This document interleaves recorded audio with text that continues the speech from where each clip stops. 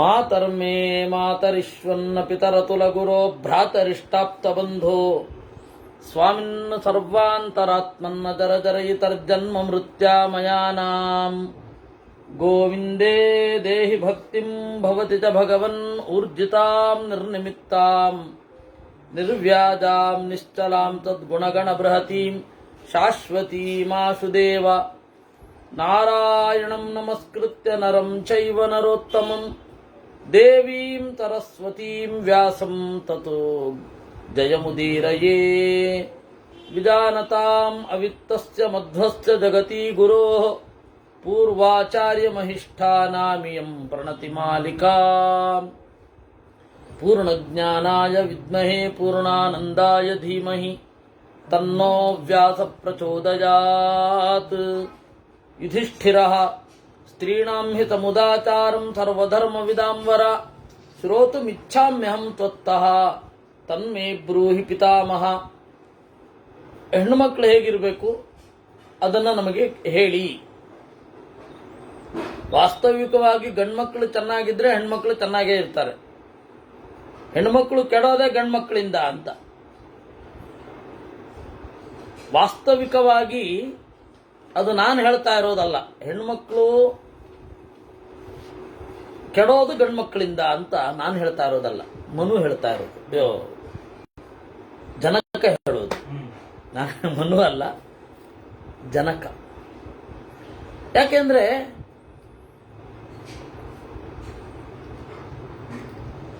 ತನಗೆ ಬೇಕಾದ ಹಾಗೆ ಹೆಣ್ಣನ್ನ ಡಿಸೈನ್ ಮಾಡೋದು ಅವನು. ನನಗೆ ಈ ತರಹ ಬೇಕು ಅಂತ ಕಸ್ಟಮೈಸ್ ಮಾಡೋನು ಮೂಲಭೂತವಾಗಿ. ಈಗಲ್ಲ, ಈಗ ಅದು ಎಲ್ಲ ಅದರ ಎಷ್ಟೋ ಮುಂದೆ ಬಂದ್ಬಿಟ್ಟಿದ್ದೀವಿ ನಾವು. ಮೂಲಭೂತವಾಗಿ ಹೆಣ್ಣು ಮಕ್ಕಳು ಕೆಡಲಿಕ್ಕೆ ಕಾರಣ ಗಂಡೆ. ನನ್ನ ಊರಿನಲ್ಲಿ ಗಂಡು ಮಕ್ಕಳು ದಾರಿ ತಪ್ಪಿ ನಡೆಯಲ್ಲ, ಇನ್ನು ಹೆಣ್ಮಕ್ಳು ದಾರಿ ತಪ್ಪಿ ನಡೀತಾರ ಅಂತ ಕೇಳ್ತಾನ ಜನಕ. ಆದ್ದರಿಂದ ಇಲ್ಲಿ ತನಕ ಗಂಡ್ಮಕ್ಳು ಹೇಗಿರ್ಬೇಕು ಅಂತ ಅನ್ನೋದನ್ನ ಹೇಳಿದ್ರು. ಹೆಣ್ಮಕ್ಳು ಏನು ಅನ್ನೋದಕ್ಕೆ ಒಂದೇ ಒಂದು ಅಧ್ಯಾಯ ಇರೋದಿಲ್ಲ. ಇಡೀ ಮಹಾಭಾರತದಲ್ಲಿ ಹೆಣ್ಮಕ್ಳು ಹೇಗಿರ್ಬೇಕು ಅನ್ನೋದಕ್ಕೆ ಒಂದೇ ಅಧ್ಯಾಯ ಇರೋದು. ಇದೊಂದು. ಆಮೇಲೆ ದ್ರೌಪದಿ ಸತ್ಯಭಾಮ ಸಂವಾದ, ಅದರಲ್ಲಿ ದ್ರೌಪದಿ ಸತ್ಯಭಾಮ ಸಂವಾದ ಪರ್ವದಲ್ಲಿ, ವನಪರ್ವದಲ್ಲಿ ಬರೋದದು.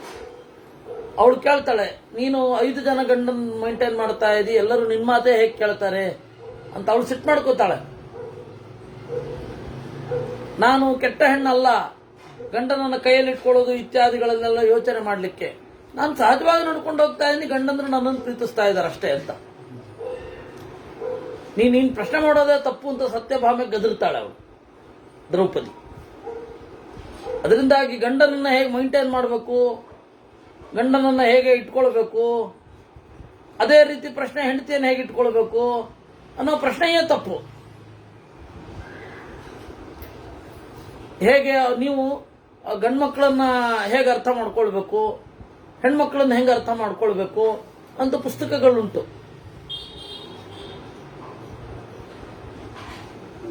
ಅದು ಆ ಪ್ರಶ್ನೆ ಉಗಮವೇ ತಪ್ಪು. ಯಾಕೆ ಅಂತ ಹೇಳಿದ್ರೆ, ನೀವು ನಿಮ್ಮ ನಡೆ ಧರ್ಮಬದ್ಧವಾಗಿದೆಯಾ ಇಲ್ವಾ ಅನ್ನೋದು ನೋಡಿ ಅಷ್ಟೇ ವಿನಃ, ಮಾನವೀಯವಾಗಿದೆಯಾ ಇಲ್ವಾ ಅಂತ ನೋಡಿ ಅಷ್ಟೇ ವಿನಃ, ದಯೆ ಕಾರುಣ್ಯ ಇತ್ಯಾದಿಗಳಿಂದ ಕೂಡಿದೆ, ಕರ್ತವ್ಯದ ನಿಷ್ಠೆಯಿಂದ ಕೂಡಿದೆ ಅನ್ನೋದಷ್ಟೇ ನೋಡಿ ವಿನಃ, ಎದುರುಗಡೆ ಇರುವವರು ನಮ್ಮ ವಶರಾಗಬೇಕು ಅನ್ನೋದು ಯಾವ ಇಚ್ಛೆ ನಿಮ್ಮದು? ನೀವು ಉಪನ್ಯಾಸ ಚೆನ್ನಾಗಿ ಮಾಡೋದು ಹೇಗೆ, ಯಾಕ್ರಿ ಬೇಕು? ನಾವಿರೋದು ಫ್ಯಾಕ್ಟ್ ಹೇಳಲಿಕ್ಕೆ. ನಿಮ್ಮನ್ನು ಆಕರ್ಷಿಸಿ ಆಮೇಲೆ ನಿಮಗೆ ಒಳ್ಳೇದು ಏನಿದೆ, ಅಸಂಗತ ಅಲ್ವ, ಕೊಳಕು ಮನಸ್ಸಲ್ವ ಇದು ಅಂತ ಆ ಧಾಟಿಯಲ್ಲಿ ಅವಳು ಕೇಳ್ತಾಳೆ. ಯಾರು? ದ್ರೌಪದಿ. ಗಂಡಂದ್ರನ್ನ ಕೈಯಲ್ಲಿ ಇಟ್ಕೊಳ್ಳೋದು ಅಂದ್ರೆ ಏನದು? ಧರ್ಮಬದ್ಧವಾಗಿದ್ದೇನೆ, ಅದೇ ಹೇಗೆ ಅಂತ ಹೇಳು ಅಂತ ಕೇಳ್ತಾಳೆ. ನೀವು ಹೇಗೆ 10,000 ಮಂದಿ ಅರಮನೆಯಲ್ಲಿ ಕೆಲಸಗಾರರು, ಪ್ರತಿಯೊಬ್ಬನ ನಾಮ ಗೊತ್ತು, ರೂಪ ಗೊತ್ತು, ಅವನ ಬ್ಯಾಕ್ ಗ್ರೌಂಡ್ ಗೊತ್ತು, ಅವನ ಆಯ ಗೊತ್ತು, ವ್ಯಯ ಗೊತ್ತು, ಅವನಿಗೆ ಸಂಬಳ ಕೊಡ್ತಾರೆ ಅಂತ ಗೊತ್ತು. ಅವನ ಜೀವನದ ಲೆವೆಲ್ ಗೊತ್ತು ಅವಳಿಗೆ. 10,000 ಜನದ್ದು ಒಂದು ಚೂರು ಸ್ಲಿಪ್ ಆಫ್ ಟಂಗ್ ಇಲ್ಲದೆ ಕರೆಕ್ಟಾಗಿ ಕರೀತಾಳೆ ಅವರನ್ನ. ಆ ತರಹದ ಪ್ರಜ್ಞಾವಂತಿಕೆ ದ್ರೌಪದಿಯದ್ದು. ಅಂತಃಪುರಸ್ಥಸ್ಯ ಜನಸ್ಯ ಕೃಷ್ಣ ತ್ವಾಸೀದ್ ಹರೇ ಧರ್ಮ ನಿದರ್ಶನೀಚ ಅಂತ. ಅಂತಃಪುರದಲ್ಲಿರುವ ಎಲ್ಲ ಹೆಣ್ಣು ಮಕ್ಕಳಿಗೆ ಶಾಸ್ತ್ರಪಾಠ ಮಾಡ್ತಾ ಇದ್ಲಂತವಳು ದ್ರೌಪದಿ. ವೇದಾದಿಗಳೆಲ್ಲ ಅವಳು ಬರ್ತಾ ಇತ್ತು, ವೇದ ಪಾಠಾದಿಗಳನ್ನೆಲ್ಲ ಮಾಡ್ತಾ ಇದ್ಲು ಅವಳು. ಯಾರು? ದ್ರೌಪದಿ. ಆ ಕಾರಣದಿಂದ ಅಲ್ಲಿ ಒಂದು ಹೇಳಿದ್ದಾರೆ, ಬಿಟ್ರೆ ಇಲ್ಲೇ ಹೇಳ್ತಾ ಇರೋದು. ಸುಮ್ಮನೆ ಯೋಚನೆ ಮಾಡಿ, ಸುಮಾರು 300 ಅಂತ ನೋಡಿದ್ರೆ ಎಷ್ಟೋ ಇದಿದೆ, ಅಧ್ಯಾಯಗಳಿದೆ. 600 ಗಟ್ಟಲೆ ಅಧ್ಯಾಯ ಇದೆ. ಅದರಲ್ಲಿ ಹೆಣ್ಣು ಮಕ್ಕಳಿಗೆ ಮೀಸಲಾದ ಅಧ್ಯಾಯ ಒಂದೇ ಇರೋದು. ಅಂದ್ರೆ ಅವರಿಗೆ ಹೆಚ್ಚು ವಿಧಿ ನಿಷೇಧಗಳು ಗಂಡನ್ನ ಹೊಂದಿಕೊಂಡೇ ಇವೆ ಅಂತ. ಗಂಡು ತರೆಯಾಗಿದ್ರೆ ಹೆಣ್ಣು ತರೆಯಾಗಿದ್ದೇ ಇರ್ತಾಳೆ. ಹೆಣ್ಣು ದಾರಿ ತಪ್ಪಲಿಕ್ಕೆ ಗಂಡೇ ತಾನೇ ಕಾರಣ. ಆದ್ದರಿಂದ ಸ್ತ್ರೀಣಾಂ ಸಮುದಾಚಾರಂ ಅದನ್ನು ಹೇಳು, ಇದನ್ನು ಹೇಳಿ ಅಂತಂದ ಅಜ್ಜನಿಗೆ. ಅದಕ್ಕೆ ಇವರು ಹೇಳಿದ್ರು ಭೀಷ್ಮಾಚಾರ್ಯರು, ಸರ್ವಜ್ಞಾಂ ಸರ್ವಧರ್ಮಜ್ಞಾಂ ದೇವಲೋಕೆ ಮನಸ್ವಿನೀಂ ಕೈಕೇಯೀಂ ಸುಮನಾಂ ನಾಮ ಶಾಂಡಿಲ್ಯ ಪರ್ಯ ಪೃಚ್ಛತಾ. ಸರ್ವಜ್ಞಾಂ ಎಲ್ಲವನ್ನೂ ಬಲ್ಲ, ಸರ್ವಧರ್ಮಜ್ಞಾಂ ಎಲ್ಲ ಧರ್ಮಗಳನ್ನೂ ಬಲ್ಲ, ಮನಸ್ವಿನಿ ಒಳ್ಳೆ ಮನಸ್ಸಿರುವ, ಸುಮನ ಅಂತ ಅವಳ ಹೆಸರು, ಕೇಕಯ ದೇಶದವಳು. ಅವಳನ್ನ ಶಾಂಡಿಲ್ಯ ಕೇಳಿದ್ನಂತೆ. ಕೇನ ವೃತ್ತೇನ ಕಲ್ಯಾಣಿ ಸಮಾಚಾರೇಣ ಕೇನವ ವಿಧೂಯ ಸರ್ವ ಪಾಪಾನಿ ದೇವಲೋಕಂ ತ್ವಮಾಗತಾ. ಕೇನ ವೃತ್ತೇನ ಯಾವ ನಡೆಯಿಂದ, ಯಾವ ಆಚರಣೆಯಿಂದ ಎಲ್ಲ ಪಾಪಗಳನ್ನ ತೊಡೆದು ದೇವಲೋಕಕ್ಕೆ ನೀನು ಬಂದಿದ್ದೀಯಾ ಅಂತ ಕೇಳದ ಅವನು ಶಾಂಡಿಲ್ಯ. ಅದಕ್ಕೆ ಸುಮನಾಳ ಉತ್ತರ. ಇವತ್ತು ನಿಮಗೆ ಆಶ್ಚರ್ಯ ಆಗುತ್ತೆ, ಒಬ್ಬ ದರ್ಶನಾಚಾರ್ಯರು ಭಾರತದವರು ಹೆಣ್ಣು ಮಕ್ಕಳಿಗೆ ಮೋಕ್ಷ ಇಲ್ಲ ಅಂತ ಬರೆದಿದ್ದಾರೆ.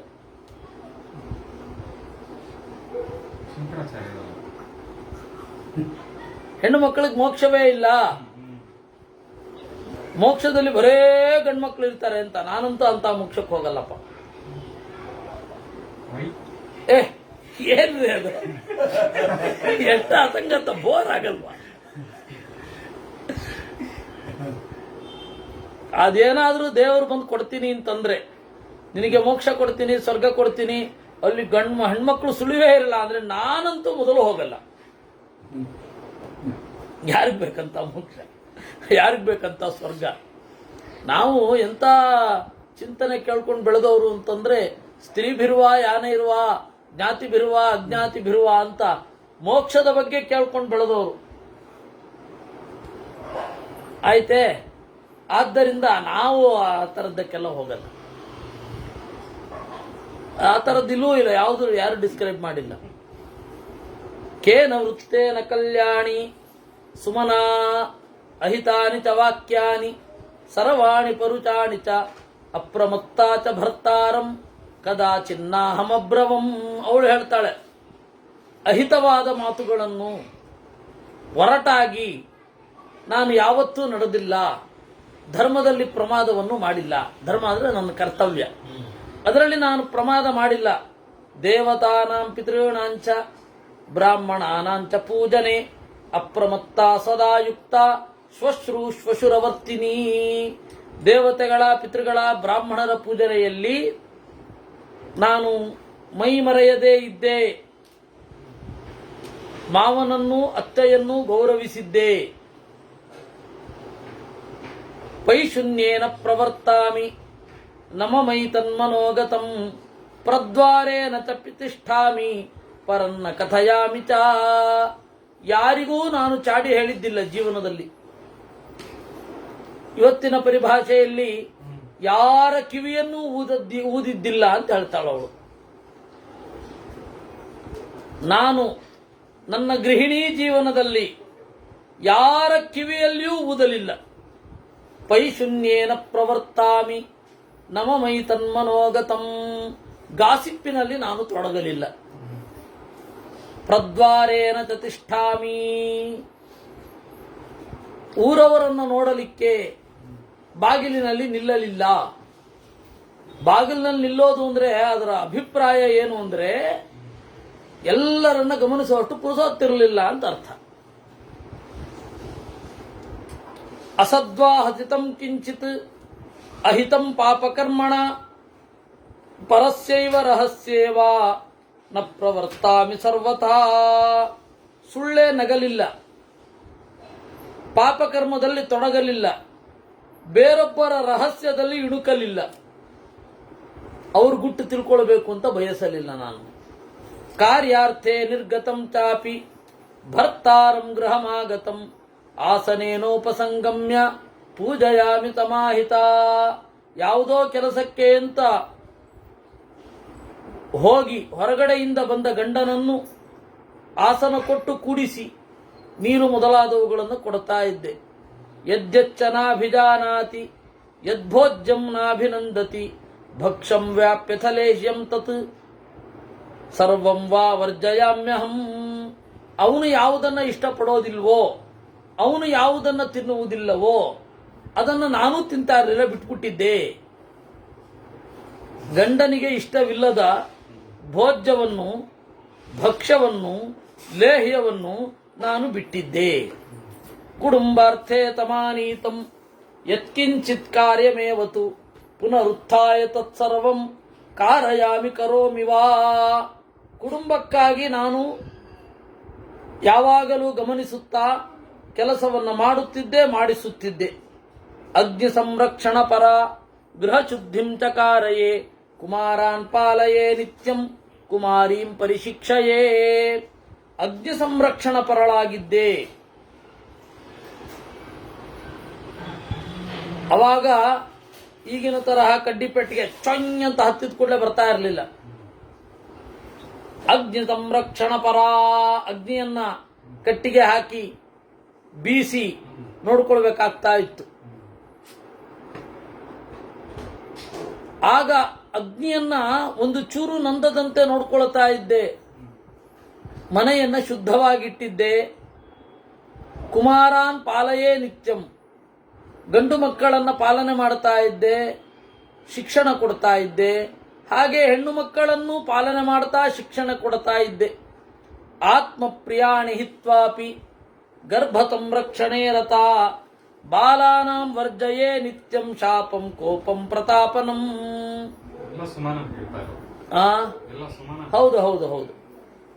ಆತ್ಮ ಪ್ರಿಯಾಣಿ ಹಿತ್ವಾಪಿ ನಮ್ಮ ದಿಲೀಪ್ ಅವ್ರದ್ದು, ಅವರು ವಾಸ್ತವಿಕವಾಗಿ ಮದುವೆ ಆಗದವರು. ಅವ್ರದ್ದು ಕಾಳಜಿ ನೋಡಿ ನಂಗೆ ಭಾರಿ ಆಶ್ಚರ್ಯ ಆಯ್ತು. ಸೆಲ್ಫ್ ಐಡೆಂಟಿಟಿ ಬಿಟ್ಟ ಹಾಗಾಯ್ತು ಅಂತ ಕಾಮೆಂಟ್ ಮಾಡಿದ್ದಾರೆ. ಅದಕ್ಕೆ ಉತ್ತರ ಕೊಡೋಣ. ತನ್ನಗೆ ಪ್ರಿಯವಾದದ್ದನ್ನ ಬಿಟ್ಟು ಗರ್ಭ ಸಂರಕ್ಷಣ ಅಂದ್ರೆ ಮಕ್ಕಳನ್ನ ಪಾಲಿಸುವುದರಲ್ಲಿ ನಿಂತೆ. ಬಾಲಾನಾಂ ವರ್ಜಯೇ ನಿತ್ಯಂ, ಬಾಲರಿಗೆ ಶಾಪವನ್ನು ಕೋಪವನ್ನು ಅವರನ್ನು ಹೊಡೆಯುವುದು ಬಡಿಯುವುದನ್ನು ಮಾಡ್ತಾ ಇರಲಿಲ್ಲ ಅಂತ ಹೇಳ್ತಾಳೆ ಶಾಂಡಿಲಿ. ಆಯ್ತಾ? ಉತ್ತರ ಕೊಡ್ತೀನಿ. ಹೌದಪ್ಪ, ಖಂಡಿತ. ನಂಗೆ ಅರ್ಥ ಆಯ್ತ್ರಿ. ನಿಮ್ಮಿಬ್ಬರಿಗಿಂತ ನಾನು ಪರಿಣತ. ಮದುವೆ ಆಗಿದೆ, ನೀವಿಬ್ರು ಬ್ರಹ್ಮಚಾರಿಗಳು. ಇನ್ನು ಮದುವೆ ಆಗಿಲ್ಲ, ಆಗೋದು ಇಲ್ಲ.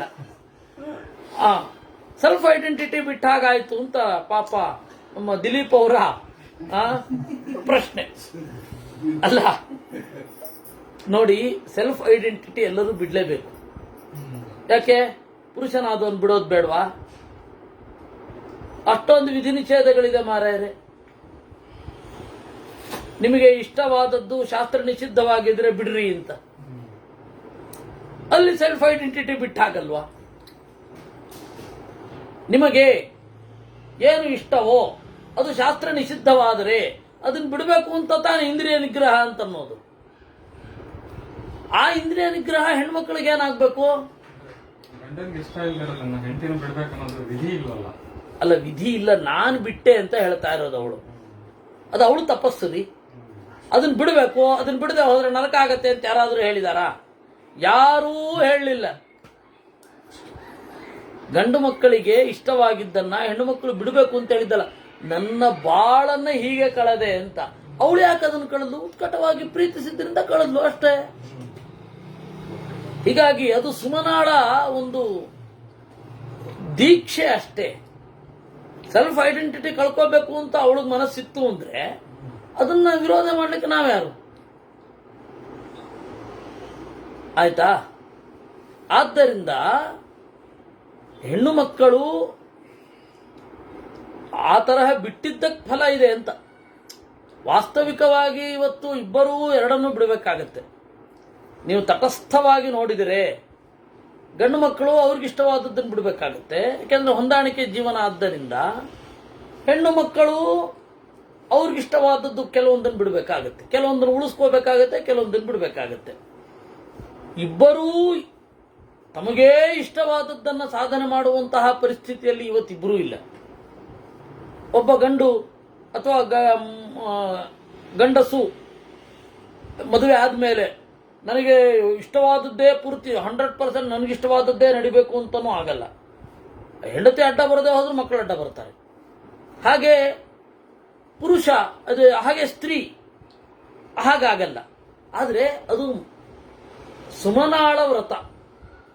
ಸುಮನ ಏನು ಹೇಳ್ತಾ ಇದ್ದಾಳೆ? ನಾನು ಹೀಗೆ ಮಾಡಿದ್ದೇನೆ ಅಂತ ಹೇಳ್ತಾ ಇದ್ದಾಳೆ. ನೀವು ಹೀಗೆ ಮಾಡಬೇಕು ಅಂತ ಹೇಳಿಲ್ಲ. ಯಾಕೆಂದ್ರೆ ದ್ರೌಪದಿ ಎಷ್ಟೋ ಅಭ್ಯಾಸಗಳನ್ನು ಬಿಟ್ಟಿದ್ದಾಳೆ. ಅದು ಗಂಡನಿಗೆ ಎಷ್ಟು ಸರ್ತಿ ವಿರುದ್ಧವಾಗಿ ಮಾತನಾಡಿದ್ದಾಳೆ. ಅದೇನು ತಪ್ಪೇನಲ್ಲ, ಅದು ಧರ್ಮಬದ್ಧವಾಗಿದೆಯಾ ಇಲ್ವಾ ಅನ್ನೋದಷ್ಟೇ ಪ್ರಶ್ನೆ. ಗಂಡಸರು ಧಾರ್ಮಿಕರಾಗಿದ್ರೆ ಸರಿ, ಧಾರ್ಮಿಕರಾಗದೆ ಹೋದ್ರೆ ಏನ್ ಮಾಡೋದು? ಗಂಡು ಮಕ್ಕಳು ಧಾರ್ಮಿಕರಾಗಿದ್ರೆ ಸರಿ, ಅಧರ್ಮ ಮಾಡುವಂತ ಒತ್ತಾಯ ಮಾಡಿದ್ರೆ ಹೆಂಡತಿ ಮಾಡಬೇಕೋ ಮಾಡಬಾರದು? ಅಂತಹ ವಿಚಾರಗಳಲ್ಲಿ ದ್ರೌಪದಿ ಪ್ರಶ್ನೆ ಮಾಡಿಲ್ವಾ? ದ್ರೌಪದಿ ಗಲಾಟೆ ಮಾಡಿಲ್ವಾ? ಧರ್ಮರಾಜನಿಗೆ ಬೈದಿಲ್ವಾ? ಆಮೇಲೆ ಸೀತೆ ರಾಮನನ್ನ ವಿರೋಧ ಮಾಡಲಿಲ್ವಾ? ಹೀಗಾಗಿ ದಾಂಪತ್ಯದಲ್ಲಿ ಹೀಗಿದ್ರೆ ಈ ಶಾಸ್ತ್ರ ಶಿಕ್ಷೆ ಕೊಡುತ್ತೆ ಅಂತ ಅದಲ್ಲ. ವಾಸ್ತವಿಕವಾಗಿ ನೀವು ಆದರ್ಶ ದಾಂಪತ್ಯ ಅನ್ನುವ ಕಾನ್ಸೆಪ್ಟ್ ಭಾರತದಲ್ಲಿ ಮಾತ್ರ ಇರೋದು. ಬೇರೆ ಎಲ್ಲಿಯೂ ಇಸ್ಲಾಂ ಧರ್ಮದಲ್ಲೇ ಆಗಲಿ ಕ್ರಿಶ್ಚಿಯನ್ ಧರ್ಮದಲ್ಲಾಗಲಿ ಇಲ್ವೇ ಇಲ್ಲ. ನಾನು ಆಗಲೇ ಅದನ್ನೇ ಹೇಳಲಿಕ್ಕೆ ಅಂತ ಹೊರಟೆ. ನಮ್ಮಲ್ಲಿ ಸ್ವರ್ಗದಲ್ಲಿ ಮಾತಾಡ್ತಾ ಇದ್ದಾಳು ಅವಳು. ಯಾರು? ಶಾಂಡಿಲಿ ಸುಮನ ಸ್ವರ್ಗದಲ್ಲಿದ್ದಾಳೆ. ಶಾಂಡಿಲ್ಯ ಹೋಗಿ ಪ್ರಶ್ನೆ ಮಾಡ್ತಾ ಇದ್ದ, ನಿನ್ನ ಜೀವನದ ಪದ್ಧತಿ ಏನು ಅಂತ. ಆಯ್ತಾ? ನೀವು ಸ್ವರ್ಗದಲ್ಲಿ ಅಸ್ತಿತ್ವವನ್ನು ಒಪ್ಪಿ ನೋಡೋಣ. ಯಾರೋ ಒಬ್ಳು ಪ್ರಶ್ನೆ ಕೇಳಿದ್ಲು, ಇಸ್ಲಾಂ ಧರ್ಮದಲ್ಲಿ ಗಂಡಸರು ಸತ್ರೆ 70 ಜನ ಹ್ಯೂರ್ಗಳು ಸಿಗ್ತಾರೆ. 70 ಎಷ್ಟೋ ಜನ, 72 ಹ್ಯೂರ್ಗಳು ಸಿಗ್ತಾರೆ. ಹೆಣ್ಮಕ್ಳಿಗೆ ಯಾರು ಸಿಗ್ತಾರೆ ಅಂತ ಹೇಳಿದ್ಲು ಅವಳು. ಅದಕ್ಕೆ ಉತ್ತರವೇ ಇಲ್ಲ. ಯಾಕೆಂದ್ರೆ ಇಡಿಯಲ್ಲೂ ಬರ್ದಿಲ್ಲ ಅಂತ ಕಾಣುತ್ತೆ. ನಮ್ಗೆ ಗೊತ್ತಿಲ್ಲ, ಅವನ ಈ ಮೌಲ್ವಿಯ ಜ್ಞಾನ ಎಷ್ಟೋ ದೇವ್ರಿಗೆ ಗೊತ್ತು. ಆದರೆ ಇಸ್ಲಾಂನಲ್ಲಿ ಎಲ್ಲೂ ಇದು ಏನು ಹೇಳಲೇ ಇಲ್ಲ. ಅವನು ಚೆನ್ನಾಗಿ ಧರ್ಮ ಪಾಲನೆ ಮಾಡಿದ ಗಂಡು ಮಕ್ಕಳಿಗೆ 72 ಅಪ್ಸರೆಯರು ಸಿಕ್ಕಿದ್ರೆ ಚೆನ್ನಾಗಿ ಧರ್ಮ ಪಾಲನೆ ಮಾಡಿದ ಹೆಣ್ಣು ಮಕ್ಕಳಿಗೆ ಏನು ಸಿಗತ್ತೆ?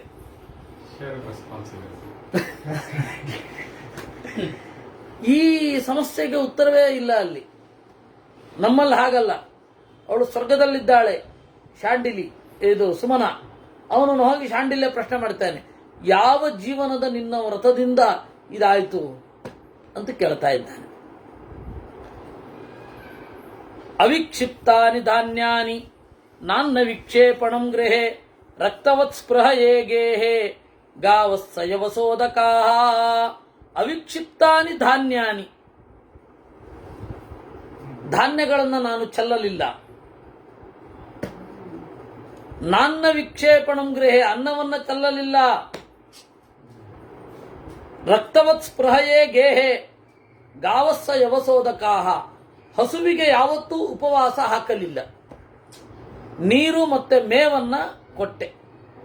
ಸಮುದ್ಗಮ್ಯ ಚ ಶುದ್ಧಾಹಂ ಭಿಕ್ಷಾಂ ದದ್ಯಾಂ ದ್ವಿಜಾತಿಷು ಪ್ರವಾಸಂ ಯದಿ ಮೇ ಭರ್ತ ಯಾತಿ ಕಾರ್ಯೇಣ ಕೇನಚಿತ್ ಮಂಗಲೈರ್ಬಹುಭಿರ್ಯುಕ್ತ ಭವಾಮಿ ನಿಯತಾ ಸದಾ. ಸಮುದ್ಗಮ್ಯ ಚ ಶುದ್ಧಾಹಂ, ನಾನು ಬೆಳಗ್ಗೆ ಬೇಗ ಎದ್ದು ಭಿಕ್ಷಾಂ ದದ್ಯಾಂ ದ್ವಿಜಾತಿಷು, ಭಿಕ್ಷೆಗೆ ಅಂತ ಬಂದ ಬ್ರಾಹ್ಮಣರಿಗೆ ಧಾನ್ಯವನ್ನೋ ಅನ್ನವನ್ನೋ ಕೊಡ್ತಾ ಇದ್ದೆ. ಪ್ರವಾಸಂ ಯದಿಮೇ ಭರ್ತ ಯಾತಿ ಕಾರ್ಯೇಣ ಕೇನಚಿತ್, ನಾನು ಯಾವುದಾದ್ರೂ ಒಂದು ಪ್ರವಾಸಕ್ಕೆ ನನ್ನ ಗಂಡ ಯಾವುದೋ ಕಾರ್ಯಕ್ಕೆ ಹೋದರೆ ನಾನು ಭೋಗಿಸ್ತಾ ಇರಲಿಲ್ಲ. ವಾಸ್ತವಿಕವಾಗಿ ಈ ನಿಯಮ ಗಂಡಿಗೂ ಇದೆ. ಹೆಣ್ಣು ಸತ್ರೆ ಗಂಡಿಗೆ ಪೌಷ್ಟಿಕ ಕರ್ಮ ಮತ್ತೆ ಶಾಂತಿಕ ಕರ್ಮ ಇಲ್ಲ ಶಾಸ್ತ್ರದ ಪ್ರಕಾರ. ಅವನು ಯಾಗದಲ್ಲಿ ಅವನು ಹೋದ ಮೇಲೆ 60ನೇ ವರ್ಷದ ಶಾಂತಿ 70ನೇ ವರ್ಷದ ಶಾಂತಿ ಎಲ್ಲ ಮಾಡ್ಕೊಳ್ಳೋ ಹಾಗಿಲ್ಲ ಗಂಡು. ಯಾಕೆ ಅಂದ್ರೆ ಅಧಿಕಾರಿಯೇ ಇಲ್ಲ, ಜೊತೆಗಿರುವವಳೇ ಇಲ್ಲ. ಗೃಹ್ಯಾಜ್ಞ, ಗೃಹ ಅಂದ್ರೇನೆ ಹೆಂಡತಿ ಅಂತ, ಗೃಹ ಅಂದ್ರೇನೆ ಹೆಂಡತಿ. ಅದಕ್ಕೆ ಗೃಹ್ಯ ಅಂತ ಹೇಳಿ ಹೆಂಡತಿಗೆ ಸಂಬಂಧಪಟ್ಟ ಸೂತ್ರವೇ ಗೃಹ್ಯ ಸೂತ್ರ. ಹೆಂಡತಿ ಜೊತೆಗಿದ್ದಾಗ ಯಾವ ರೀತಿ ಇರಬೇಕು ಅಂತ ಅನ್ನೋದೇ ಗೃಹ್ಯ ಸೂತ್ರ. ಅದರಿಂದ ಅಂಜನಂ ರೋಚನಂ ಚೈವ ಸ್ನಾನಂ ಮಾಲ್ಯಾನುಲೇಪನಂ ಪ್ರಸಾದನಂಚ ನಿಷ್ಕ್ರಾಂತೆ ನಾಭಿನಂದಾಮಿ ಭರ್ತರಿ. ಕಾಡಿಗೆ ಹಚ್ಚಿಕೊಳ್ಳುವುದು, ಪರಿಮಳ ದ್ರವ್ಯಗಳನ್ನು ಹಚ್ಚಿಕೊಳ್ಳೋದು, ಸ್ನಾನ ಅಂದ್ರೆ ಪರಿಮಳಿತವಾದ ಸ್ನಾನ, ಸ್ನಾನ ಅಂದ್ರೆ ನಾರ್ಮಲ್ ಸ್ನಾನ ಅಲ್ಲ. ಇವುಗಳನ್ನ ಗಂಡ ಪ್ರವಾಸಕ್ಕೆ ಹೋಗಿದ್ದಾಗ ನಾನು ಮಾಡ್ತಾ ಇರಲಿಲ್ಲ.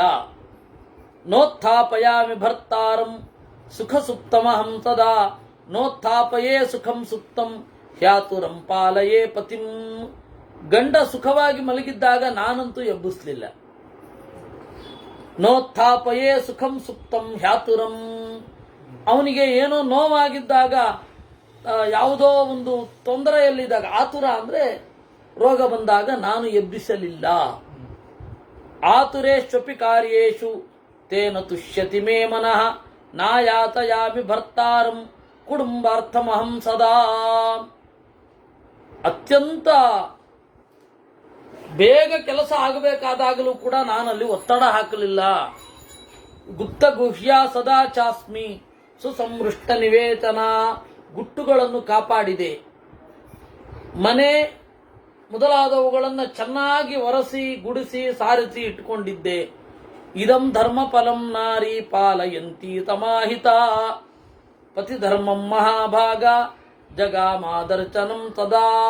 ಈ ರೀತಿಯಾಗಿ ನುಡಿದು ಆ ತಪಸ್ವಿಗೆ ಅವಳು ಮತ್ತೆ ಕಣ್ಮರೆಯಾದಳಂತೆ. ಯಶ್ಚೇದಂ ಪಾಂಡವಾಖ್ಯಾನಂ ಪಠೇತ್ ಪರ್ವಣಿ ಪರ್ವಣಿ ಸದೇವಲೋಕಂ ಸಂಪ್ರಾಪ್ಯ ನಂದನೆ ಸುಸುಖಿ ಭವೇತ್. ಯಾರು ಈ ಆಖ್ಯಾನವನ್ನ ಪ್ರತಿ ಪರ್ವದಲ್ಲಿ ಆವೃತ್ತಿ ಮಾಡ್ತಾ ಇರ್ತಾನೆ ಅವನಿಗೆ ದೇವಲೋಕ.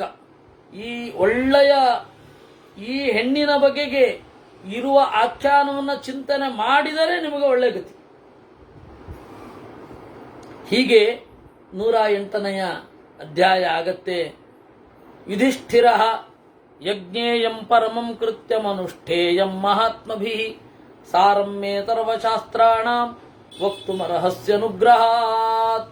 ಅದಕ್ಕೆ ಯುಧಿಷ್ಠಿರ ಕೇಳ್ತಾನೆ, ಆಯ್ತು, ಇದು ಸಾಮಾಜಿಕ ಧರ್ಮವನ್ನ ಕುರಿತು ಕೇಳಿತ್ತು. ಈ ಸಾಮಾಜಿಕ ಧರ್ಮವನ್ನ ಅವರವರ ಪರಿಸ್ಥಿತಿ ಮಾಡಬೇಕಾ ಮಾಡಬಾರ್ದಾ ಅನ್ನೋದು ಆ ಹೆಣ್ಣು ಅವಳು ತೀರ್ಮಾನ ಮಾಡಬೇಕು. ಇದು ಅಧಾರ್ಮಿಕವಾದ ಗಂಡನ ಇಚ್ಛೆಯನ್ನು ಈಡೇರಿಸೋದು ಹೇಗೆ, ಅಯೋಗ್ಯವಾದ ಸಮಾಜ ವಿರುದ್ಧವಾದ ಗಂಡನ ಇಚ್ಛೆಯನ್ನು ಈಡೇರಿಸೋದು ಹೇಗೆ ಅಂತ ಪ್ರಶ್ನೆ ಬಂದ್ರೆ, ಪುರುಷರಿಗೆ ಅಷ್ಟೆಲ್ಲ ವಿಧಿ ನಿಷೇಧಗಳನ್ನು ಹೇಳಿದಾರೋ ಇಲ್ವೋ, ಆ ತರಹ ಇರುವವನಿಗೆ ಈ ತರಹದ ಹೆಣ್ಣು. ಅದರಿಂದಾಗಿ ಹೆಣ್ಣು ಹಾಗಾದ್ರೆ ನಾಳೆ ಭಯೋತ್ಪಾದನೆಯನ್ನ ಮಾಡು ಅಂತ ಗಂಡ ಹೇಳ್ತಾನೆ. ಅವಾಗ ಮಾಡಬೇಕಾ ಮಾಡಬಾರ್ದಾ?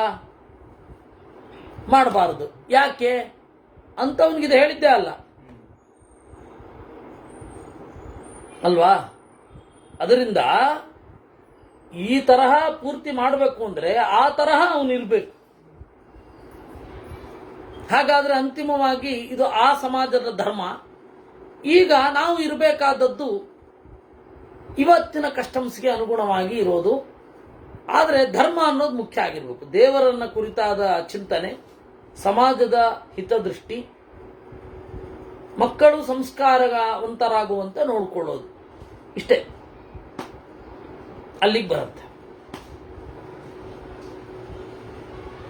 ಅದಕ್ಕೆ ಸಮಾಜದ ಧರ್ಮ ಆಯಿತು. ಆತ್ಮಧರ್ಮ ಯಾವುದು ಅಂತ ಕೇಳ್ತಾನೆ ನೆಕ್ಸ್ಟ್ ಯುಧಿಷ್ಠಿರ. ಯಾಕೆಂದ್ರೆ ಸಮಾಜ ಒಂದೊಂದು ಕಾಲದಲ್ಲಿ ಒಂದೊಂದು ತರಹ ಇರುತ್ತೆ. ಆ ಧರ್ಮಗಳೆಲ್ಲ ಏನು, ಆ ಧರ್ಮಗಳೆಲ್ಲ ಸಾಪೇಕ್ಷ, ರಿಲೇಟಿವ್, ಆಯಾ ಟೈಮಿಗೆ. ಇವಾಗ ಇವತ್ತಿನ ಪರಿಸ್ಥಿತಿಯೇ ಬೇರೆ. ಸಮಾಜ ಧರ್ಮದಲ್ಲಿ ಅದು ಯಾವ ಇದರಲ್ಲಿ ಬರುತ್ತೆ ಅಂತ ನೋಡ್ಬೇಕಾಗತ್ತೆ. ಹೀಗಾಗಿ ಆತ್ಮಧರ್ಮ ಯಾವಾಗಲೂ ಒಂದೇ ಇರುತ್ತೆ. ದೇಹ ಧರ್ಮಗಳೆಲ್ಲ ಬದಲಾಗುತ್ತೆ. ಇವಾಗ ಯಾವ ಧರ್ಮಶಾಸ್ತ್ರ ಹೇಳತ್ತೆ ಆಧಾರ ಮಾಡಿಸ್ಕೊಳ್ಳಿ, ಏನೋ ಬಂದ್ರೆ KYCಗೆ ಹೋಗಿ, ಯಾವ ಧರ್ಮ ಹೇಳತ್ತೆ ಹೇಳಿ? ಆದ್ರೆ ಮಾಡದೇ ಇರ್ಲಿಕ್ಕಾಗತ್ತಾ? ವಾಸ್ತವಿಕವಾಗಿ ಸಮಾಜದಲ್ಲಿ ನಾಗರಿಕ ಹಕ್ಕುಗಳ ದಮನ ಅಂತಾರಲ್ಲ, ವಾಸ್ತವವಾಗಿ ಇದು. ಯಾಕೆ ಅಂತ ಹೇಳಿದ್ರೆ ನೆಮ್ಮದಿಯಿಂದ ಇರ್ಲಿಕ್ಕೆ ಬಿಡಲ್ಲ. ಲೈಸೆನ್ಸ್ಗೆ ಹೋದ್ರೆ ಯಾರೋ ಒಬ್ರು ಜೋಕ್ ಬರ್ದಿದ್ರು, ಲೈಸೆನ್ಸ್ಗೆ ಹೋದ್ರೆ ಆಧಾರ್ ತಗೊಂಬನ್ನಿ ಅಂದ್ರು, ಆಧಾರ್ ಕಾರ್ಡ್ ಮಾಡೋದಕ್ಕೆ ಹೋದ್ರೆ ಲೈಸೆನ್ಸ್ ಕಾರ್ಡ್ ತಗೊಂಬನ್ನಿ ಅಂದ್ರು. ಈ ಕಾರ್ಡ್ಗಳಲ್ಲೇ ನಮ್ಮ ಜೀವನ ಹೊರಟೋಗ್ಬಿಡತ್ತೆ. ಆ ಪರಿಸ್ಥಿತಿ ಇವತ್ತು. ಏನೇನೋ ಬೇಡದ್ದೇ ಪರಿವೇಶಗಳು. ಆ ಹೊರಗಡೆ ಅದು ಎಷ್ಟಿರುತ್ತೆ ಅಂತಂದ್ರೆ, ನೆಮ್ಮದಿಯಿಂದ ಕೂತು ನಿರಂತರವಾಗಿ 10 ದಿವಸ ಒಬ್ಬ ಒಂದು ಶಾಸ್ತ್ರವನ್ನ ಮನನ ಮಾಡೋದೇ ಅಸಂಭವ ಅಂತ ಆಗೋಗಿದೆ. ನಾವಿದನ್ನ ಯಾವ ದೇವ್ರಿಗೆ ಮೊರೆ ಇಡ್ಬೇಕು ಹೇಳಿ? ಅಷ್ಟು. ಇದೆಲ್ಲ ಯಾಕೆ ಬಂತು ಅಂದ್ರೆ ಹೇಗೇನು ಅನುಮಾನ, ವಾಸ್ತವಿಕವಾಗಿ ಅನುಮಾನ. ಇವರು ಹೌದೋ ಅಲ್ವೋ ಈ ದೇಶದ ಪ್ರಜೆ, ಅದ್ಯಾಕೆ ಬಂತು? ಯಾರ್ಯಾರು ನುಗ್ತಾರೆ, ಜನ ಜಾಸ್ತಿ ಆಗಿದ್ದಾರೆ. ಒಂದು ಊರಿಗೆ ಒಂದು ಮಿತಿ ಅಂತ ಇತ್ತಲ್ಲ, ಆ ಮಿತಿ ಮೀರಿ ಬಿಟ್ಟಿದೆ. ಅದರಿಂದಾಗಿ ನಾವು ಸೀದಾ ಹೋಗಿ ಮೊದಲು ಒಬ್ಬ ಇವನಿಗೆ, ಹಳ್ಳಿಯ ಅಧೀಕ್ಷಕನಿಗೆ ನಮ್ಮ ಊರಲ್ಲಿ ಎಷ್ಟು ಜನ ಇದ್ರು, ಎಷ್ಟು ಜನ ಬಂದ್ರು, ಎಷ್ಟು ಜನ ಹೋದ್ರು, ಅವೆಲ್ಲ ಗೊತ್ತಿರ್ತಿತ್ತು. ಈಗ ಅದು ಮಾಡ್ಲಿಕ್ಕಾಗಲ್ಲ. ಅದಕ್ಕೆ ಏನೇನೋ ಕಾರ್ಡ್ಗಳು, ಅದು ಇದ್ದು, ಐಡೆಂಟಿಟಿ. ID ಕಾರ್ಡ್ ಒಬ್ಬನಿಗೆ ಯಾಕೆ ಬೇಕ್ರಿ? ವಿಕೇಂದ್ರೀಕರಣ ಅನ್ನೋದು ಮುರಿದು ಸೆಂಟ್ರಲೈಸೇಷನ್ ಶುರುವಾದಾಗ ತಾನೇ ಇವೆಲ್ಲ ಸಮಸ್ಯೆ ಆಗಿದ್ದು. ಡಿಸೆಂಟ್ರಲೈಸೇಷನ್ ಇತ್ತು ಮೊದಲು. ಗಾಂಧಿಯು ಅದನ್ನು ಪ್ರಿಫರ್ ಮಾಡ್ತಾ ಇದ್ರು, ಮಾಡಿದ್ರು. ಆಮೇಲೆ ಇವರು ನಮ್ಮಲ್ಲಿ ಮೊದಲಿಂದ ಇದ್ದದ್ದು ಡಿಸೆಂಟ್ರಲೈಸೇಷನ್ನೇ. ಒಂದು ಊರು, ಆ ಊರಿನಲ್ಲಿ ಗೊತ್ತು, ಅವನಿಗೆಲ್ಲ ಐಡಿಯಾ ಇರುತ್ತೆ. ಇವನು ಸ್ವಭಾವ ಏನು, ಇವನು ಹುಟ್ಟು ಏನು, ಇವನು ಬೆಳವಣಿಗೆ ಏನು ಗೊತ್ತಿರುತ್ತೆ. ಕಾಲ ಬೆಳೀತು, ಇವಾಗ ಇದೆಲ್ಲ ಸಮಸ್ಯೆ ಆಗಿರೋದು. ಅದರಿಂದಾಗಿ ನಾವು ಏನನ್ನ ಏನು ಅಂತ ಅನ್ಕೊಳ್ತಾ ಇದೀವೋ ಅದು ಅದಲ್ಲ. ಬೇಡದ ಸಾಮಾಜಿಕ ಪರಿವೇಶಗಳು ಬರುತ್ತೆ ಹೋಗುತ್ತೆ. ಆದರೆ ಆತ್ಮಧರ್ಮ ಯಾವತ್ತೂ ಬದಲಾಗಲ್ಲ. ಒಬ್ಬ ಇವತ್ತು ಏನೂ ಇಲ್ಲದೆ ನಿರಪೇಕ್ಷನಾಗಿ ಬದುಕಲಿಕ್ಕಾಗತ್ತಾ? ಸಾಧ್ಯವೇ ಇಲ್ಲ ಬದುಕಲಿಕ್ಕೆ. ನಾನು ಕೊಳದ ನೀರು ಕುಡ್ಕೊಂಡಿರ್ತೀನಿ, ಮರದ ಹಣ್ಣು ತಿನ್ಕೊಂಡಿರ್ತೀನಿ, ಒಬ್ಬರಿಗಾಗತ್ತೇನ್ರಿ ಇವತ್ತು? ಏನು ಮಾಡ್ಲಿಕ್ಕಾಗಲ್ಲ. ಒಬ್ಬರು ಹಾಗೆ ಬದುಕಲಿಕ್ಕೆ ಪ್ರಯತ್ನ ಪಟ್ಟಿದ್ರು, ನಾನು ನೋಡಿದ ಹಾಗೆ. ಅವ್ರ ಹೆಸರು ಹಾವೇರಿ ಪ್ರಹ್ಲಾದಾಚಾರ್ಯರು ಅಂತ. ಮನೆ ಕಟ್ಟಿಸಿದ್ರು, ಎಲೆಕ್ಟ್ರಿಸಿಟಿ ಇರಲಿಲ್ಲ.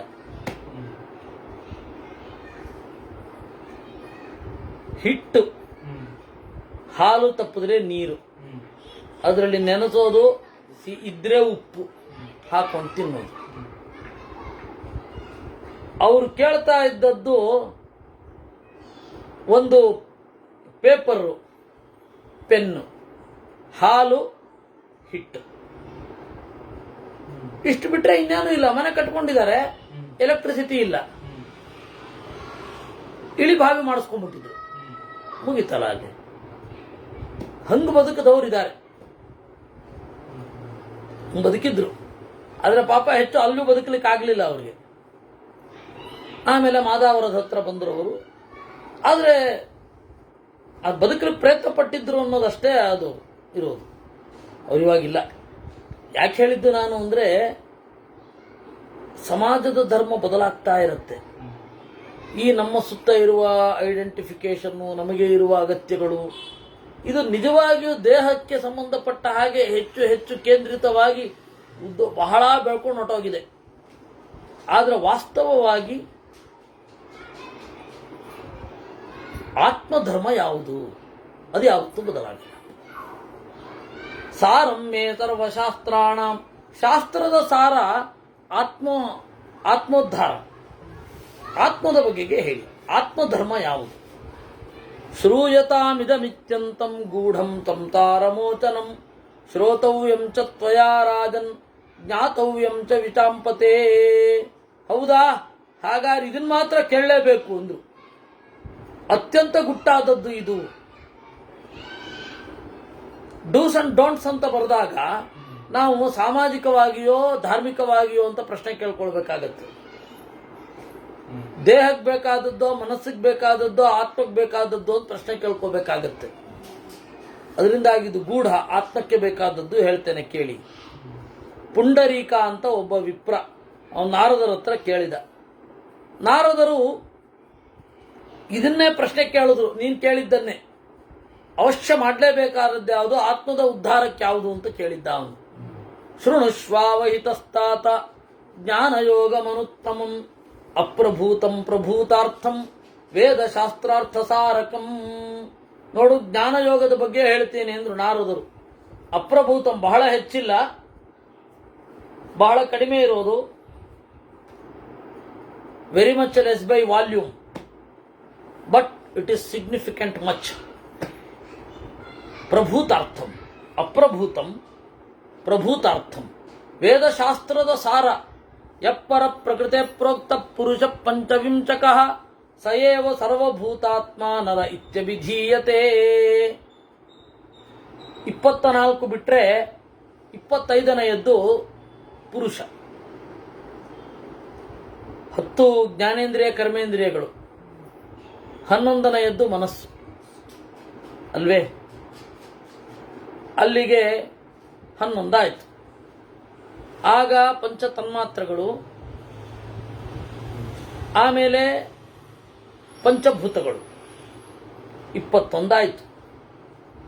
ಇದಾದ ಮೇಲೆ ಮನಸ್ಸು, ಮಹತ್ತತ್ವ, ಅಹಂಕಾರ ತತ್ವ 23, 24, 25 ಪುರುಷ ನರ.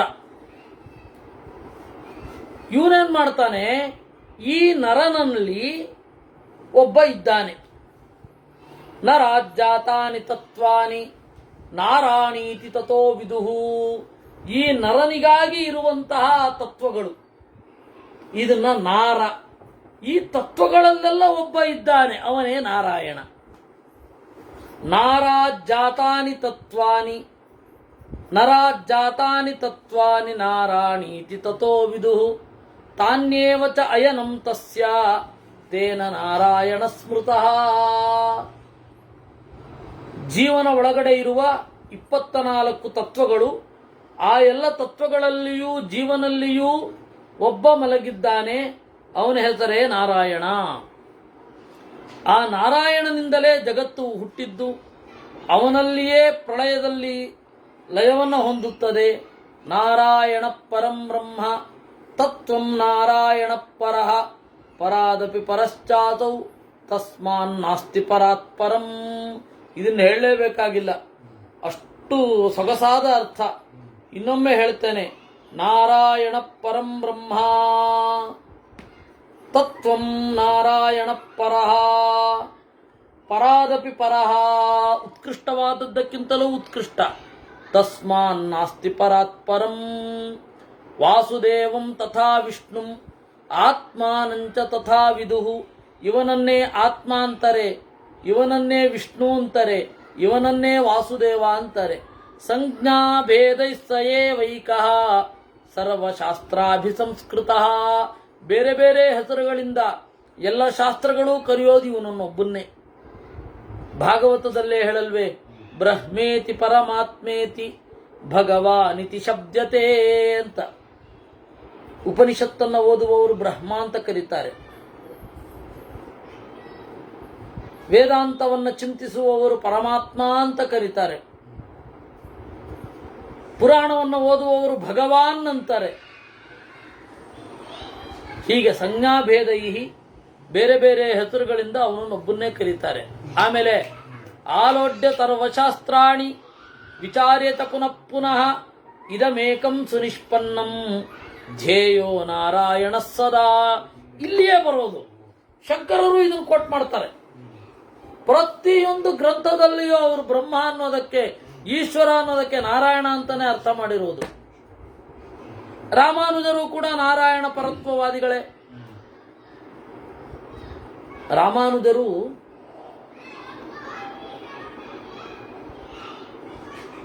ಬೆಟ್ಟದ ಮೇಲಿನಿಂದ, ಗುಡಿಯ ಪ್ರಸಾದದ ಮೇಲ್ಗಡೆಯಿಂದ ಹೋ ಅಂತ ಹೇಳಿ ಎಲ್ಲರಿಗೂ ಕರೆದು ನಾರಾಯಣ ಮಂತ್ರೋಪದೇಶವನ್ನೇ ಮಾಡಿದ್ದು. ಈ ವಿಚಾರದಲ್ಲಿ ಒಂದು ತಮಾಷೆ. ನಮ್ಮ ಮನೆಯ ಪಕ್ಕದಲ್ಲಿಯೇ ಬಹಳ ಜನ ಶ್ರೀ ವೈಷ್ಣವರು ಇರ್ತಾ ಇದ್ರು. ಅದು ಕೋಟೆ.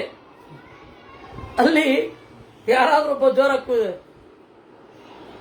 ಶ್ರೀ ಭಾಷ್ಯಾಚಾರ ತರ ಯಾಕಪ್ಪ ಕೂಗ್ತಿ ಅನ್ನೋರು ಬಹಳ ಜೋರಾಗಿ ಮಾತಾಡಿದ್ರೆ, ಅದು ಒಂದು ಪರಂಪರೆ. ಅವ್ರ ತರ ಜೋರಾಗಿ ಕಿರ್ಚೋದು. ನಮ್ಮಲ್ಲಿಯೂ ಕೂಡ ರಾಮಾನುಜಾಚಾರ ತರ ಜೋರಾಗಿ ಯಾಕಪ್ಪ ಮಾತಾಡ್ತಿ ಅಂತಂದ್ರು. ಶಿಖರವನ್ನ ಏರಿದ ರಾಮಾನುಜಾಚಾರ ತರ ಕಿರ್ಚ್ಕೋತೆಲ್ಲೋ ಅಂತಂದ್ರು. ಅಂದ್ರೆ ನಾರಾಯಣ ಮಂತ್ರವನ್ನು ಅವರು ಎಲ್ಲ ಜನಾಂಗಕ್ಕೆ ಹೇಳಿದ್ದರ ಒಂದು ಸ್ಮರಣೆ ಹಾಗೆ ಬಂದದ್ದು. ನಿಂದನೆ ಏನಿರಲಿಲ್ಲ, ನಿಂದನೆ ಇಲ್ಲ. ಆಲೋಡ್ಯತರವಶಾಸ್ತ್ರಾಣಿ ವಿಚಾರ್ಯತ ಪುನಃ ಪುನಃ ಇದಮೇಕಂ ಸುನಿಷ್ಪನ್ನಂ ಧ್ಯೇಯೋ ನಾರಾಯಣ ಸದಾ ತಸ್ಮಾತ್ ತ್ವಂ ಗಹನಾಂತರವಾನ್ ತ್ಯಕ್ತ್ವಾ ಶಾಸ್ತ್ರಾರ್ಥ ವಿಸ್ತರಾನ್. ಅದರಿಂದಾಗಿ ಈ ಶಾಸ್ತ್ರಾರ್ಥವಾದ ವಿಸ್ತಾರಗಳನ್ನೆಲ್ಲ ನೀನು ಆಗಾಗ ಬದಿಗಿಟ್ಟು ಅನನ್ಯ ಚೇತಾಧ್ಯಾಯಸ್ವ ನಾರಾಯಣ ಮಜಂ ವಿಭುಂ. ನಾರಾಯಣನನ್ನು ನೆನಪಿಸಿಕೋ. ಯಾಕೆಂದ್ರೆ ಅದೇ ಶಾಸ್ತ್ರದ ಸಾರ. ಶಾಸ್ತ್ರವನ್ನ ಬದಿಗಿಡು ಅಂದ್ರೆ ಅದರ ಅರ್ಥ ಶಾಸ್ತ್ರವನ್ನು ಬಿಡುವಂತ ಅರ್ಥ ಅಲ್ಲ. ಇವಾಗ ಕಾಮಿತ ಫಲವೀವ ನಾಮವೊಂದಿರಲಾಗಿ ಹೋಮ ನೇಮ ಜಪ ತಪವೇಕೆ ಅಂತಿದೆ. ಹೋಮ ಮಾಡಬೇಕಾದ್ರೆ ನಾರಾಯಣನ ಸ್ಮರಣೆಯೇ ತಾನೆ. ನೇಮ ಮಾಡಬೇಕಾದ್ರೆ ನಾರಾಯಣನ ಸ್ಮರಣೆಯೇ ತಾನೆ.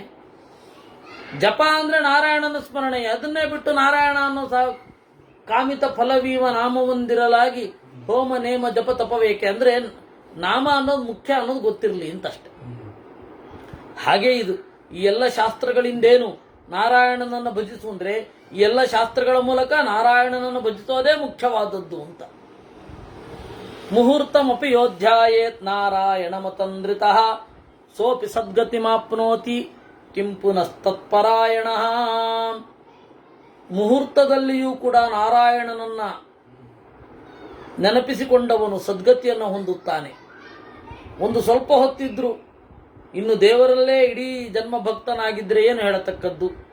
ನಮೋ ನಾರಾಯಣ ಏತಿ ಯೋ ವೇದ ಬ್ರಹ್ಮಚಾಚ್ಯುತಂ ಅಂತಕಾಲೇ ಜಪನ್ನೇತಿ ತದ್ವಿಷ್ಣು ಪರಮಂ ಪದಂ.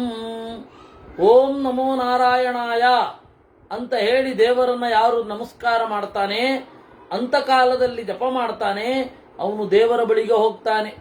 ಶ್ರವಣಾನ್ಮನನಾಚ್ಚೈವ ಗೀತಿ ಸ್ತುತ್ಯರ್ಥನಾದಿಭಿ ಆರಾಧ್ಯಂ ಸರ್ವದಾ ಬ್ರಹ್ಮ ಪುರುಷೇಣ ಹಿತೈಷಿಣ. ಶ್ರವಣದಿಂದ, ಮನನದಿಂದ, ಗೀತೆಯಿಂದ, ಸ್ತೋತ್ರದಿಂದ, ಅರ್ಚನದಿಂದ ದೇವರನ್ನೇ ಆರಾಧನೆ ಮಾಡತಕ್ಕದ್ದು. ಯಾರು ಹೀಗೆ ಲಿಪ್ಯತೇನ ತಪಾಪೇನ ನಾರಾಯಣ ಪರಾಯಣ, ನಾರಾಯಣ ಪರಾಯಣನಾದವನು ಪಾಪ ಲೇಪಕ್ಕೆ ಒಳಗಾಗೋದಿಲ್ಲ. ಪುನಾತಿ ಸಕಲಂ ಲೋಕಂ ಸಹಸ್ರಾಂಶುರಿವೋತ್ಥಿತ, ಎಲ್ಲ ಲೋಕವನ್ನ ಅವನು ಪವಿತ್ರಗೊಳಿಸ್ತಾನೆ. ನಾರಾಯಣ ಜಪವನ್ನು ಮಾಡುವವ ಬ್ರಹ್ಮಚಾರಿಯಾಗಲಿ, ಗೃಹಸ್ಥನಾಗಲಿ, ವಾನಪ್ರಸ್ಥನಾಗಲಿ, ಸನ್ಯಾಸಿಯಾಗಲಿ, ಕೇಶವಾರಾಧನಂ ಹಿತ್ವಾ ನೈವ ಯಾಂತಿ ಪರಾಂಗತಿಂ, ದೇವರ ಆರಾಧನೆಯನ್ನು ಬಿಟ್ಟರೆ ಯಾವ ಆಶ್ರಮದಲ್ಲಿದ್ರೂ ಒಳ್ಳೇದಾಗಲ್ಲ. ಯಾವ ಆಶ್ರಮದಲ್ಲಿದ್ರೂ ಕೇಶವಾರಾಧನೆ ಮಸ್ಟ್ ಅಂಡ್ ಶುಡ್. ಧ್ಯಾಯೇತ್ ಪರಮಾನಂದಂ ಯನ್ಮಾತಾ ಪತಿಮಯದ ಪರಮಾನಂದಂ ಉಜ್ಜಿತ ಪರಮಾನಂದಂ ಪತ್ಯಾದ್ಯಾಶ್ರಮೈ ಸದೈವ ಪರಮಾನಂದಂ ಅಂತ ಇದನ್ನೇ ಆರಂಭದಲ್ಲಿ ಹೇಳಿದ್ದು ಆಚಾರ್ಯರು. ಜನ್ಮಾಂತರ ಸಹಸ್ರೇಷು ದುರ್ಲಭ ತದ್ಗತಾಮತಿ, ಜನ್ಮಾಂತರದಲ್ಲಿ ತೊಡಗಿದವನು, ಜನ್ಮಾಂತರಗಳಲ್ಲಿ ದೇವರನ್ನ ಹೊಂದೋದು ಬಹಳ ಕಷ್ಟ ಇದೆ. ಆದ್ದರಿಂದ ತದ್ಭಕ್ತ ವತ್ಸಲಂ ದೇವಂ ತಮಾರಾಧಯ ತೂರತ, ತಡ ಮಾಡದೆ ಭಕ್ತವತ್ಸಲನಾದ ಪರಮಾತ್ಮನನ್ನ ಆರಾಧಿಸು. ನಾರದೇನೈವ ಮುಕ್ತಸ್ತು ಸವಿಪ್ರೋಭ್ಯರ್ಚಯದ್ಧರಿಂ ಸ್ವಪ್ನೇಪಿ ಪುಂಡರೀಕಾಕ್ಷಂ ಶಂಖಚಕ್ರ ಗದಾಧರಂ. ಹೀಗೆ ನಾರದ ಹೇಳಿದಾಗ ಆ ಪುಂಡರೀಕ ಅಂತನ್ನುವ ಬ್ರಾಹ್ಮಣ ದೇವರನ್ನ ಚೆನ್ನಾಗಿ ಅರ್ಚನೆ ಮಾಡಿ ಕನಸಿನಲ್ಲಿಯೂ ಕೂಡ ಶಂಖಚಕ್ರ ಗದೆಯನ್ನು ಹೊತ್ತ, ಕಿರೀಟ ಕುಂಡಲಗಳನ್ನು ತೊಟ್ಟ, ಶ್ರೀವತ್ಸ ಕೌಸ್ತುಭಗಳಿಂದ ಕೂಡಿದ ಪರಮಾತ್ಮನನ್ನ ನಮಸ್ಕಾರ ಮಾಡಿದ. ಅಥ ಕಾಲೇನ ಮಹತಾ ತಥಾ ಪ್ರತ್ಯಕ್ಷತಾಂ ಗತಃ ಸಂಸ್ತುತ ಸ್ತುತಿಭಿರ್ವೇದೈ ದೇವಗಂಧರ್ವ ಕಿನ್ನರೈ. ಆಮೇಲೆ ಬಹಳ ಕಾಲ ಆದಮೇಲೆ ದೇವರು ಪ್ರತ್ಯಕ್ಷನಾದ. ದೇವತೆಗಳು, ಗಂಧರ್ವರು, ಕಿನ್ನರರು, ವೇದಗಳು ಎಲ್ಲರ ಜೊತೆಗೂಡಿ ಅಥ ತೇನೈವ ಭಗವಾನ್ ಆತ್ಮಲೋಕಮಧೋಕ್ಷಜ ಗತಃ ಸಂಪೂಜಿತಃ ಸರ್ವೈಃ ಸಯೋಗ ನಿಲಯೋ ಹರಿಃ. ತಸ್ಮಾತ್ ತ್ವಮಪಿ ರಾಜೇಂದ್ರ, ಆದ್ದರಿಂದಾಗಿ ರಾಜೇಂದ್ರ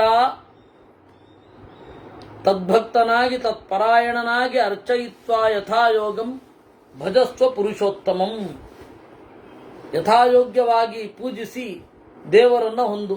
ಅಜರಮರಮೇಕಂ ಧ್ಯೇಯಮಾದ್ಯಂತ ಶೂನ್ಯಂ ಸಗುಣಮಗಣಮಾದ್ಯಂ ಸ್ಥೂಲಮತ್ಯಂತ ಸೂಕ್ಷ್ಮಂ ನಿರುಪಮಮುಪಮೇಯಂ ಯೋಗಿ ವಿಜ್ಞಾನಗಮ್ಯಂ ತ್ರಿಭುವನ ಗುರುಮೇಶಂ ಸಂಪ್ರಪದ್ಯಸ್ವ ವಿಷ್ಣುಂ.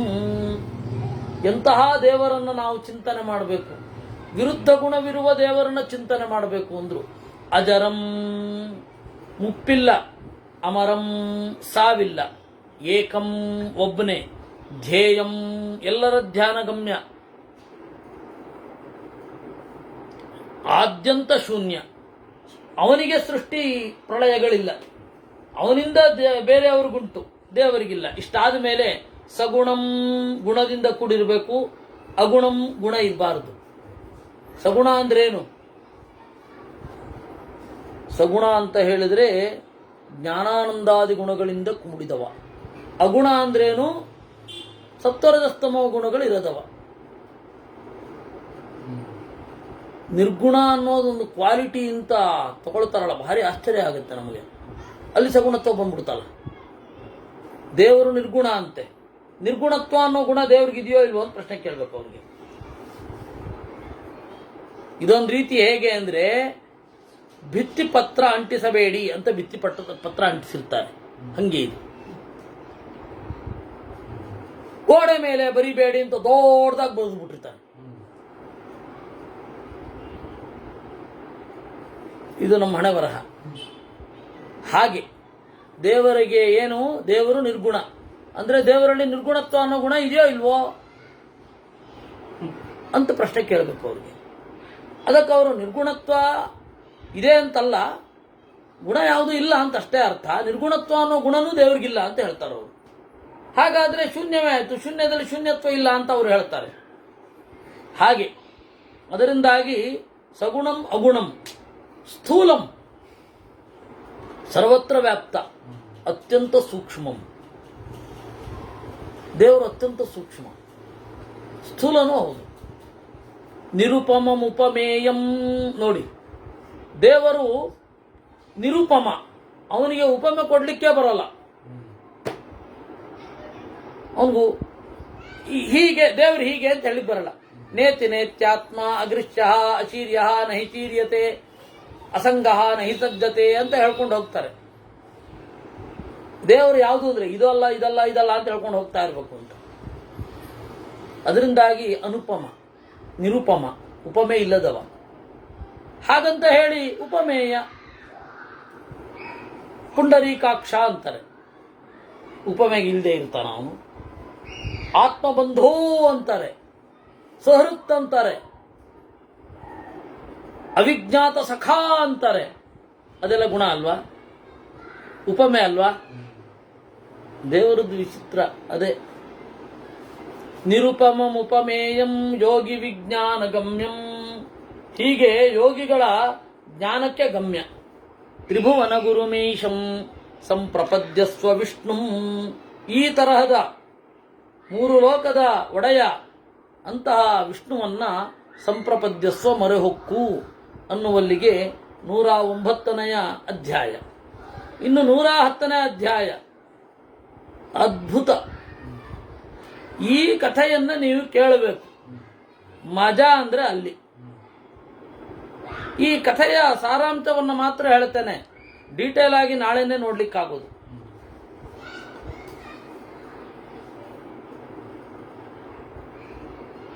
ಈ ಕಥೆಯಲ್ಲಿ ಒಬ್ಬ ರಾಕ್ಷಸ ಇದ್ದಾನೆ, ಒಬ್ಬ ಬ್ರಾಹ್ಮಣ ಇದ್ದಾನೆ. ಕಥೆಯ ಸ್ಥೂಲ ಏನು ಇದಿಲ್ಲ, ತೊಂದರೆ ಇಲ್ಲ. ಕಥೆಯ ಸ್ಥೂಲವಾದ ಪರಿಚಯ ಮಾಡಿಸ್ಬಿಡ್ಬೋದು. ಆ ರಾಕ್ಷಸನಿಗೆ ಇವನು ತಿನ್ಬೇಕು ಅಂತ ಆಸೆ.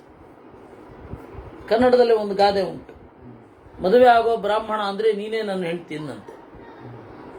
ಹಾಗೆ ಆ ರಾಕ್ಷಸ ಬ್ರಾಹ್ಮಣನ ಹತ್ರ ಬರ್ತಾನೆ. ಸ್ವಾಮಿ, ಬಹಳ ಸಣ್ಣ ಆಗೋಗಿದ್ದೀನಿ, ಏನ್ ಮಾಡ್ಬೇಕು? ಅವನ ಇಂಟೆನ್ಷನ್ ಪಕ್ಕ ಅರ್ಥ ಆಗತ್ತೆ ಬ್ರಾಹ್ಮಣನಿಗೆ. ಅಯ್ಯೋ, ಊಟ ತಿಂಡಿ ಕಡಿಮೆ ಆಗಿದೆ ಅಂದ್ರೆ ನೀವೇ ಊಟ ಆಗ್ಬಿಡಿ ಅಂತ ತಿನ್ಬಿಡ್ತಾನೆ. ನೀವೇ ಹೇಳಿದಿರಲ್ಲ. ಹಾಗಂತ ಹೇಳಿಲ್ಲ ಅಂದ್ರೆ ನೀನು ಗುರುವಾಗಲಿಕ್ಕೆ ನಾಲಾಯಕ್ಕು, ಜ್ಞಾನಿ ಅಂತೆ ಅಂತ ಹೇಳಿ ಬೈದು ಮತ್ತು ತಿಂತಾನೆ. ಹೇಳಿದ್ರು ತಿಂತಾನೆ, ಹೇಳದೆ ಹೋದ್ರು ತಿಂತಾನೆ. ಅದಕ್ಕೆ ಎಲ್ಲ ಸುಖ ಸೌಲಭ್ಯಗಳಿದ್ದೂ ಕೂಡ ಒಬ್ಬ ಯಾಕೆ ಮೊಣಕೊಂಡಿರ್ತಾನೆ, ಸಣಕಲನಾಗಿ ಇರ್ತಾನೆ ಅಂತ 100 ಕಾರಣ ಹೇಳ್ತಾನೆ. 100. ಇವತ್ತಿನ ಎಲ್ಲ ಪರ್ಸನಾಲಿಟಿ ಡೆವಲಪ್ಮೆಂಟು, ಸೆಲ್ಫ್ ಇಂಜಿನಿಯರಿಂಗು, ಹಾಳು ಮಣ್ಣು ಮತಿ ಎಲ್ಲ ನುಂಗಿ ನಡೆದು ಬಿಡುತ್ತಿದ್ದು. ಎಲ್ಲ ಸೈಕ್ಯಾಟ್ರಿ ಕ್ಲಾಸಸ್ಸು, ಸೈಕ್ಯಾಟ್ರಿ ಬುಕ್ಸು ಎಲ್ಲವನ್ನ ಒಂದೇ ವ್ಯಾಪಕ ನುಂಗ್ಬಿಡುತ್ತದು. ಯಾಕಂದ್ರೆ ಎಲ್ಲ ಮನಸ್ಸಿನ ಸ್ಥಿತಿಗಳು ಇದೆ, ಇಡೀ ಸಮಾಜದ ಸ್ಥಿತಿ ಇದೆ. ಇಷ್ಟು ಹೈಲೈಟ್ ಏನು ಟೀಸರ್ ಅದು. ಇನ್ನು ನೆಕ್ಸ್ಟ್ ನಾಳೆ ನೋಡಿ ವಿಸ್ತಾರವಾಗಿ ಇದು ತರ್ಕೊಡುತ್ತೆ. ಆಯ್ತಾ? ಮುಂದಿನ ಸಂಚಿಕೆಯಲ್ಲಿ ನೋಡಿ ಆನಂದಿಸಿ. ಅದರಿಂದಾಗಿ 1 ನಿಮಿಷ ಮೊದಲೇ ಮುಗಿಸ್ತಾ ಇದ್ದೇನೆ. ಯಾಕೆಂದ್ರೆ ಮುಂದೆ ಹೋದ್ರೆ ಆಗಲ್ಲ, ಇಲ್ಲಿಗೆ ನಿಲ್ಲಿಸ್ತೇನೆ. ನಾಳೆ ಇಡೀ ಅದನ್ನ ನೋಡೋಣ. ಅದೊಂದು ಸುಮಾರು ಎಷ್ಟಿದೆ ಗೊತ್ತಾ? 41 ಶ್ಲೋಕ ಇದೆ.